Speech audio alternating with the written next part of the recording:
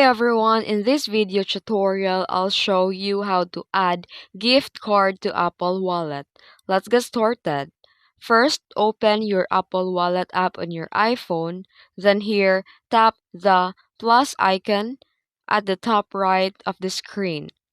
Next, select Add Card. Then choose a gift card if available. If your gift card has a QR code or barcode, you can scan it using your camera, and it will automatically detect and add it to your wallet. But if there's no barcode, you can also tap Enter Code manually, then type the code shown on your card.